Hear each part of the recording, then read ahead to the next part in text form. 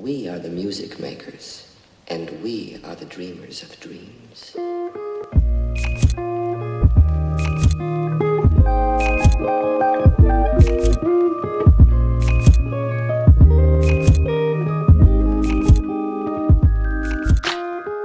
Hey guys, it is Tristan with NewIdeas Newsstand, and welcome to Ask the Experts. Today we have Bryan Edward Hill, the man that took teenage angst to a whole new level on Titans and dug into character development in the comics. Thank you so much for being on. How are you today, by the way? I'm good. We out here, Hill money in the house. How you doing? I'm doing great. I'm so excited. I absolutely have, whether it's just how professional you are and how you treat, customers and people online, or how you write characters, I've always looked up to you. You've always kind of been one of the shining star in a gloomy storm. So I really appreciate you taking the time to come on.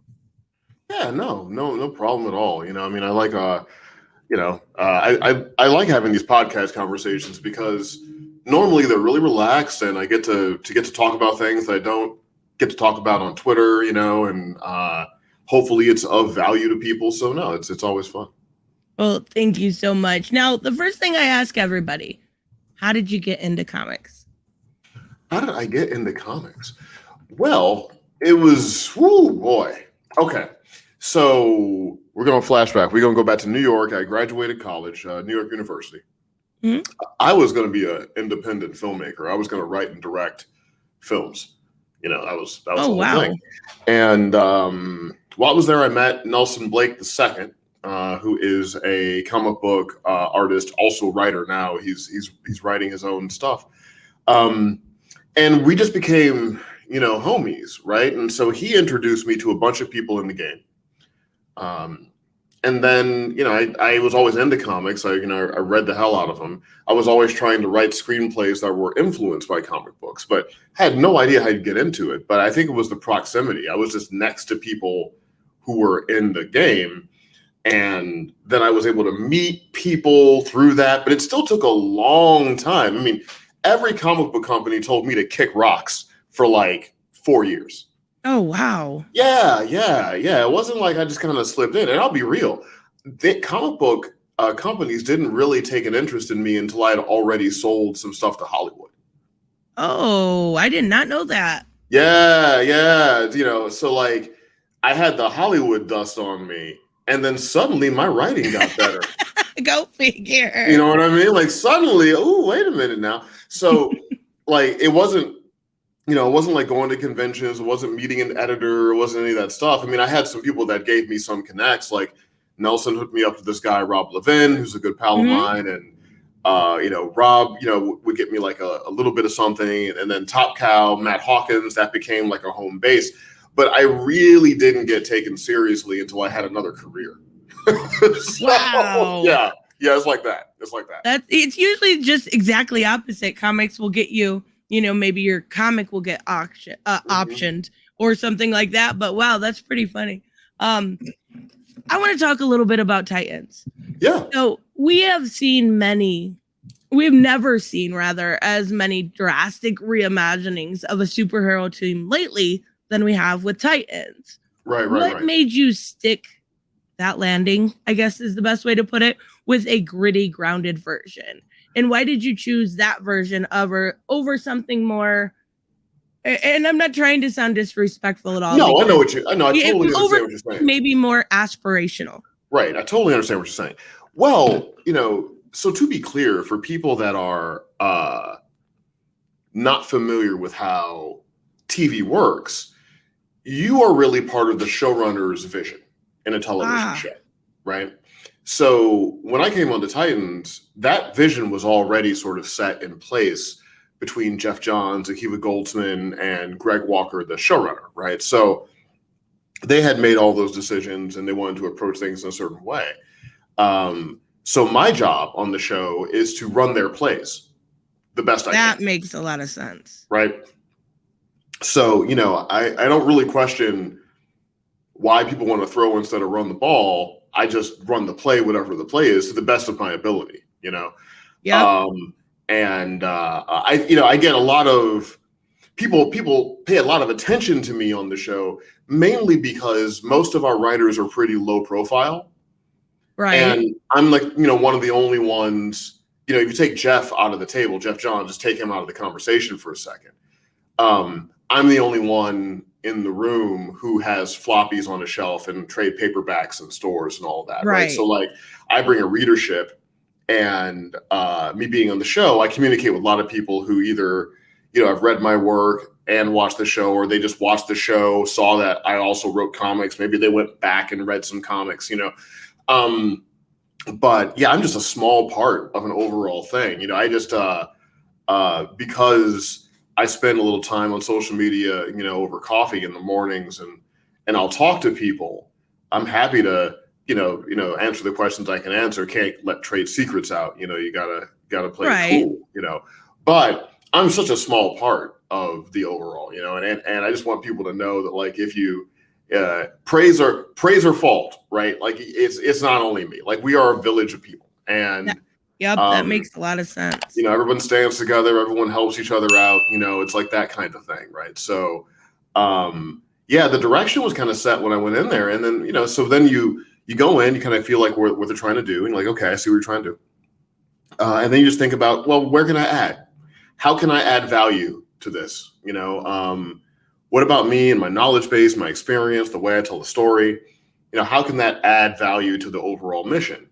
And that's really the approach that I take. And so like with the latest episode that I've written, that's out 305, season 3, the Red Hood origin story. I really wanted to write that one because I felt like I have a nice boots on the ground understanding of what it's like to be kind of lost at that age.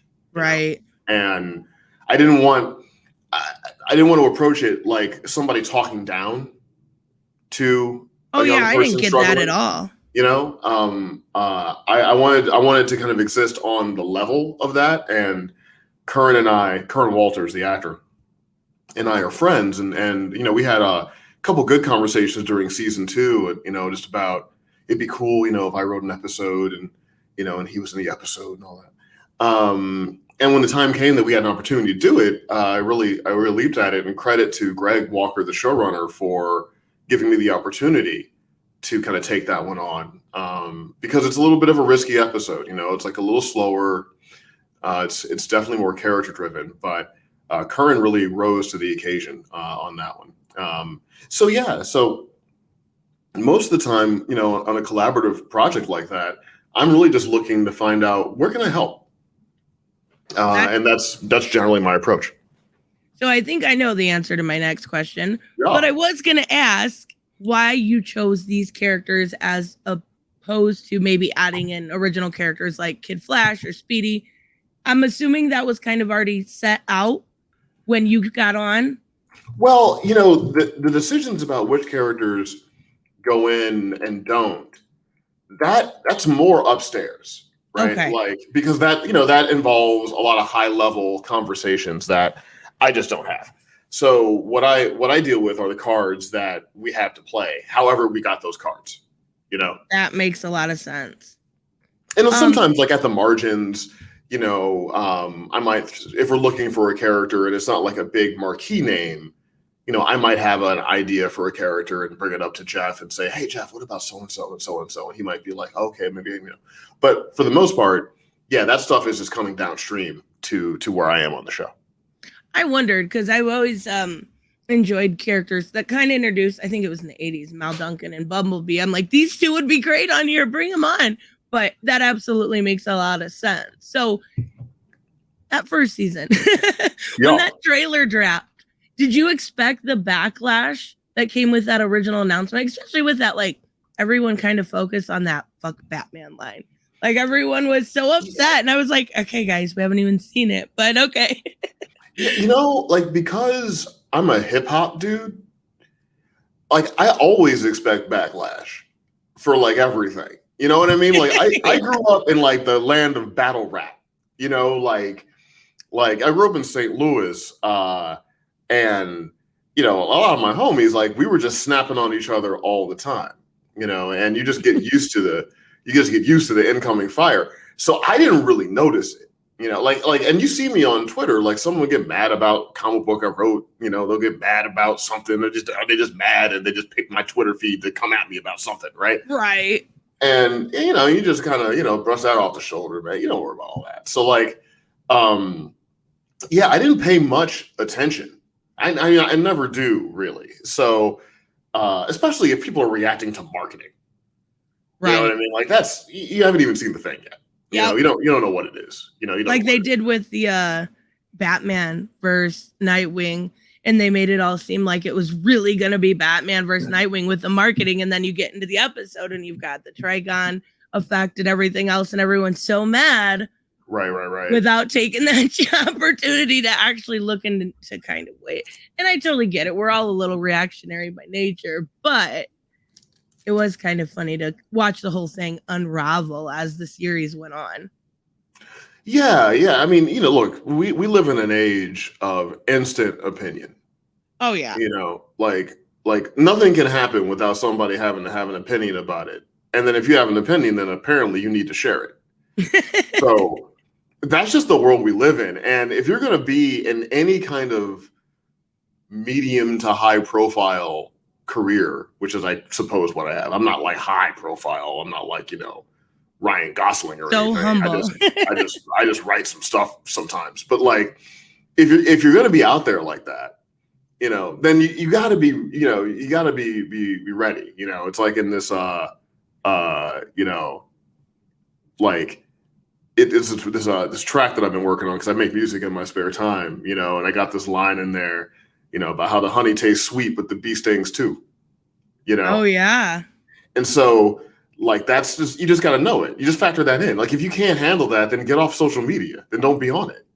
Yep, like exactly. if you can't take the incoming fire, then just get off of it. You don't need to have it. You don't need to have a Twitter. You don't need to have an IG. Yep. I mean, I don't even have a TikTok because I don't know what y'all want to see me do on TikTok, but I don't do it. Have some dancing videos and I ain't the one. Y'all not gonna have that on me the rest of my life. But that's so funny. Like you just don't need to have this stuff, And so if that stuff really gets to you and you internalize it, I always suggest just pull back. Just pull back. It's cool, Yep. If you can't make a joke out of something, you are way too close to the situation and need to just pull back, at least in my opinion. But there's not a lot of people out there that kind of treat social media the way you do. It's a lot of fighting. And I left Twitter long ago, but I think right now we're seeing a lot of people leave it just because it's everyone's mad about something always. And it's really unfortunate that we've gotten to such social division. But back to Titans. I'm sorry. Yeah. In season 1, you kind of used Rachel as the framing device with everyone, living vicariously through her. What made you decide upon focusing on Raven? Was it just you wanted to tell her origin, or I love the way it was done? Yeah, thinking back, a lot of that was Akiva Goldsman, who really identified with what Raven was going through, like as a person. Like Akiva's a good friend of mine, and he's something of a mentor, and he just has a big heart. The dude just has a really big heart, and he cares a lot about what people are struggling with, especially young people. Yeah, it's a real important thing for him, and so he always keyed into that, and that matters to me as well. I mean, I have I got some young people I counsel from time to time. It's like high school kids, some college kids. They're just trying to figure themselves out, like that kind of thing. And I was doing it in person for the pandemic hit, and now I kind of do it on Zoom. Have a couple groups. I look at their writing, give them some feedback, like that kind of stuff. And so I'm really keyed into that too. I think it shows up in my Jason Todd episode, right? You can kind of see, like, exactly. Right? So a lot of that came from Akiva, really wanting to task that character and deal with that duality, and everything is an allegory for something else, right? So like, within Rachel, there's multiple allegories. You got like, the id and the ego and the super ego. You've got, there's the challenge of light and dark, right? Like we all have our demons that we're living with in one way or another. You know what I mean? And exactly. She has literal demons, but we have figurative ones too. And so it just seemed like a nice, rich way to approach it. When you think about the duality of other characters there, like Dick Grayson dealing with his duality, and all of that, the idea of who are you really, right? Mm-hmm. Like what's your nature? It's essentially teaching you about your identity through other characters.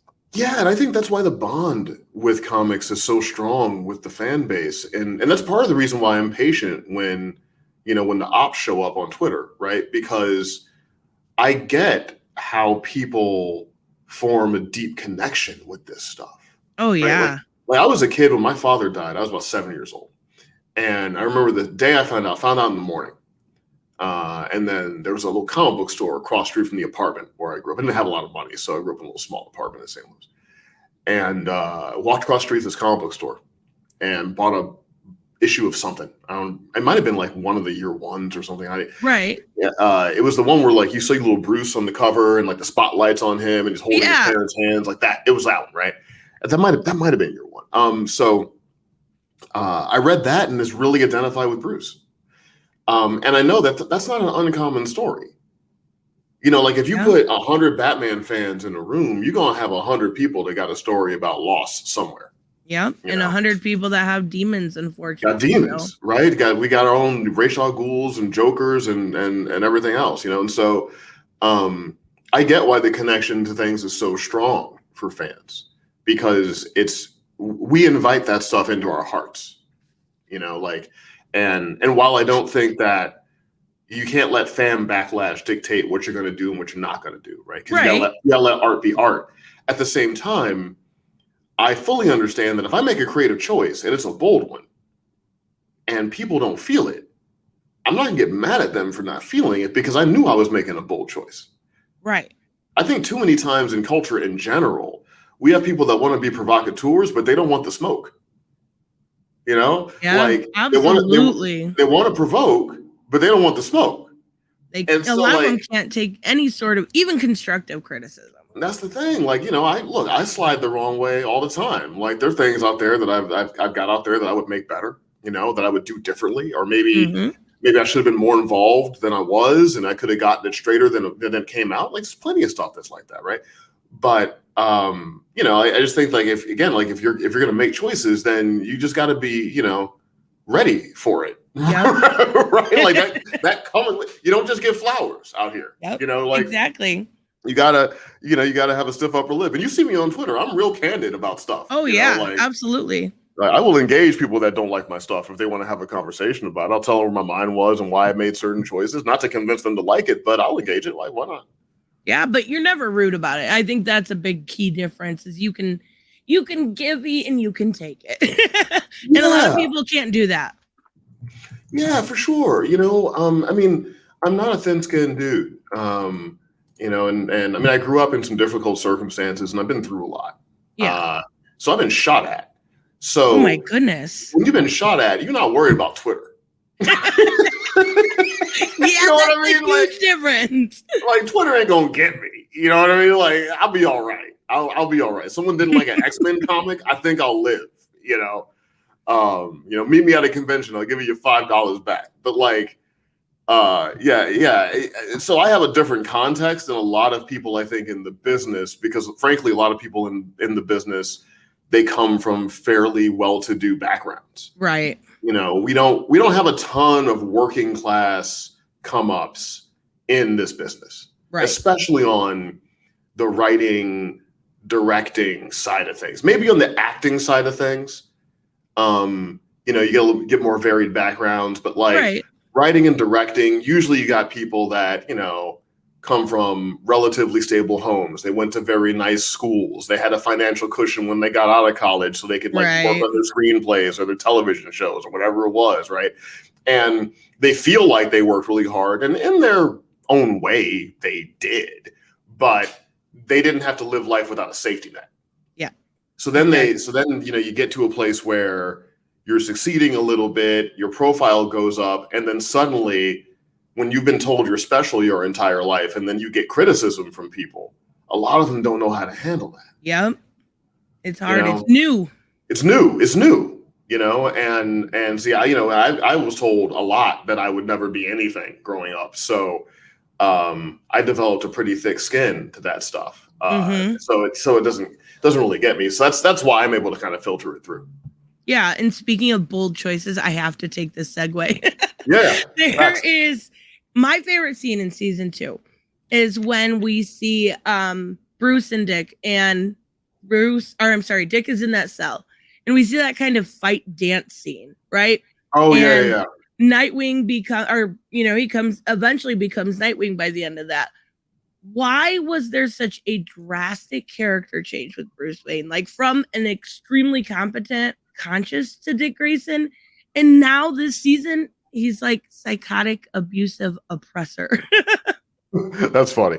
Yeah, so Batman is sort of a Rorschach test for a lot of people, right? Like, you say Batman to different people and they have different ideas of who Batman is. Right. And if you want to know who I think Batman is, read my comics. Yeah. Oh, yeah. Read Batman and the Outsiders. That's where my Batman lives. My Batman lives in my comic books. But I think here, there was an interest in, I guess the psychological reality of Bruce Wayne would probably be that he wasn't a particularly healthy individual. Right. Right. Like if you were going to manifest him in the real world, you would probably be like, nice taste in cars.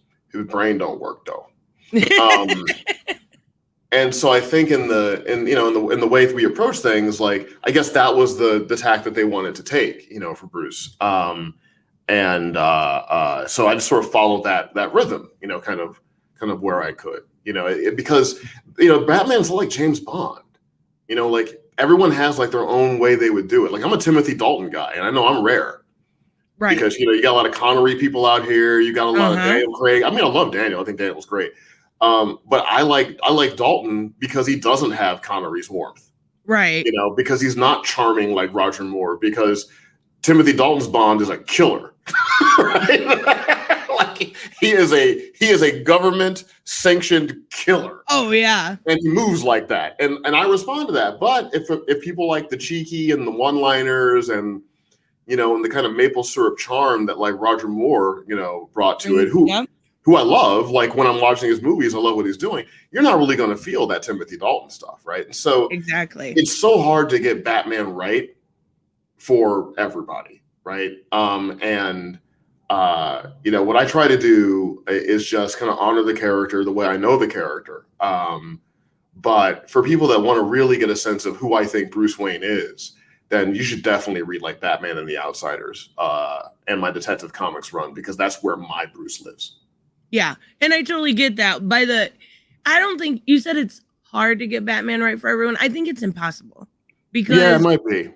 Because just everybody has their own version, and when I seen I don't want to go into too many spoilers, but it's right in the trailer for season 3 with him killing the Joker. I was like, that's not my Batman. What is going on? My whole world is going crazy. Like my Batman doesn't kill. Maybe somebody else's does. We all can just still celebrate that we like Batman without, you know what I'm saying? Like it just seems so divided when we have disagreements, and it's such a shame sometimes. Well, and I've said it on Twitter, personally, I don't think Batman should kill. Right. And in my comic books, he doesn't kill. Exactly. I think it's interesting to explore that character in a different way, and I'm happy to do that. The good thing about this kind of stuff is nothing takes over the history of the character. Exactly. Right? So there's it's like you're doing cover songs of a thing. Like I can play Stairway to Heaven however I want to play it. That's not going to have anything to do with Led Zeppelin. It's still going to be there. You know what I mean? Like you can still go to Zoso and listen to the original Stairway to Heaven, even if I play it on piano and sing it like a jazz tune. Right? Exactly. And someone might just be like, well, that's sacrilege. And it's like, I hear you, but I'm not taking your Zeppelin records away. So Nolan doesn't take your Burton away, and exactly. And Matt Reeves doesn't take your Nolan away. Exactly. Like everyone's doing it in kind of their own thing.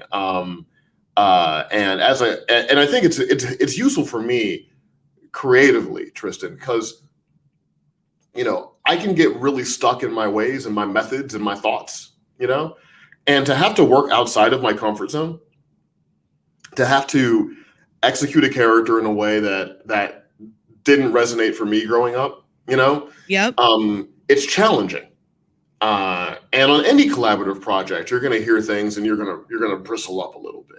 Right. I don't know, but when I feel like that, I just kind of relax and settle into it and see what I can do with it, because it doesn't change anything that I would do on my own.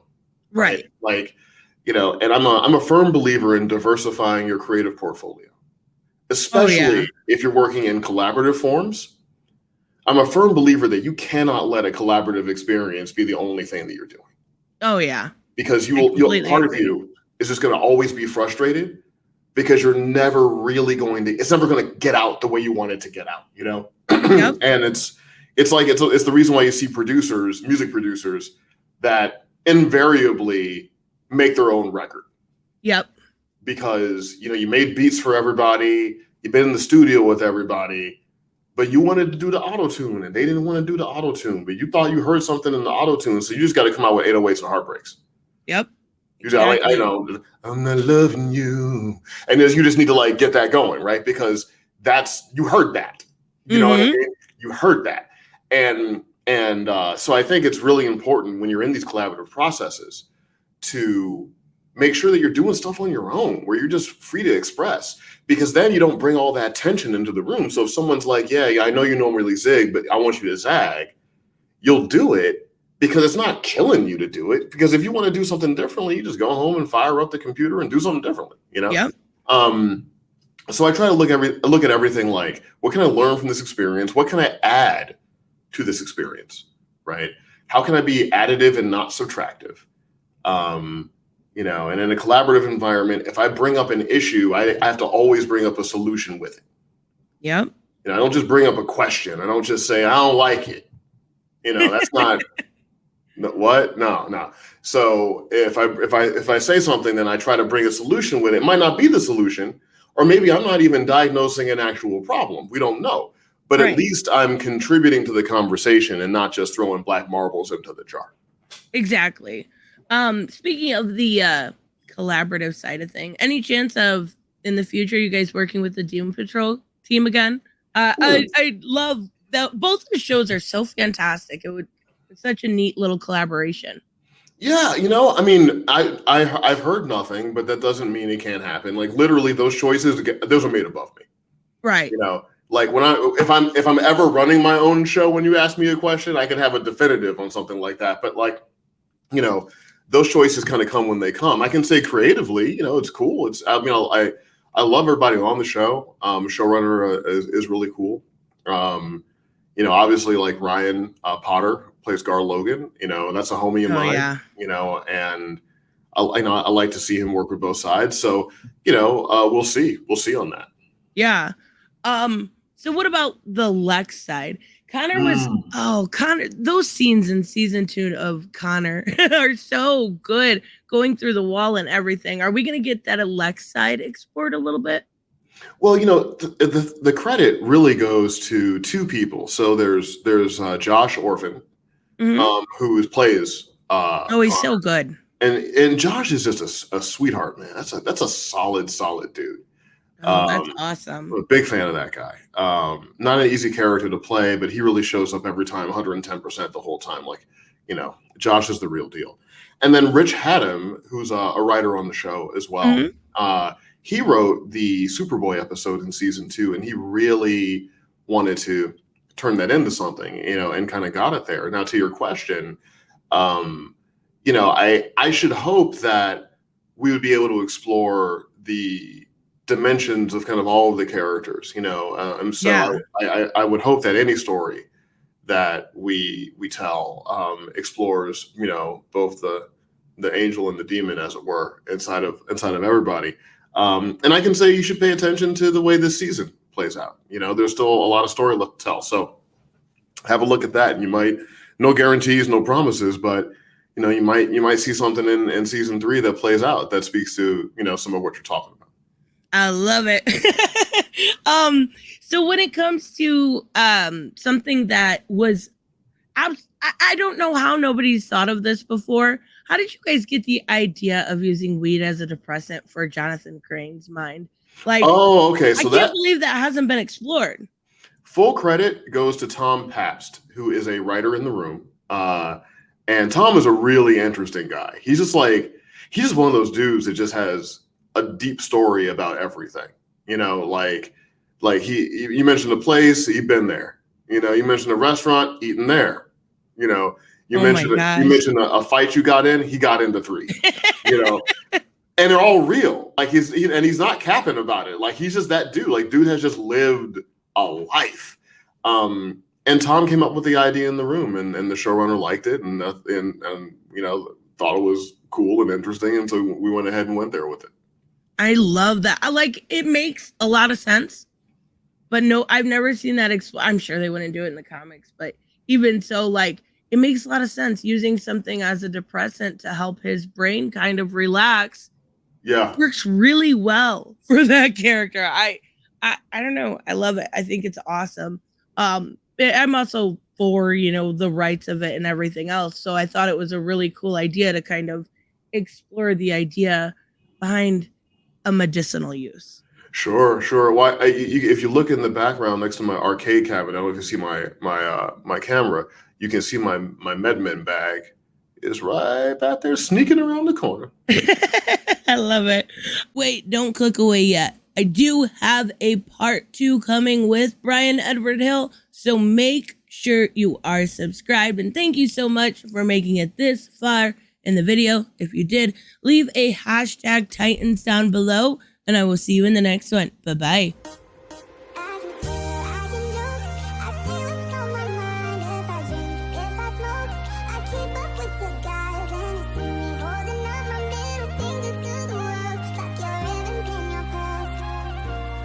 I'm not just a paper, I'm more than just a paper.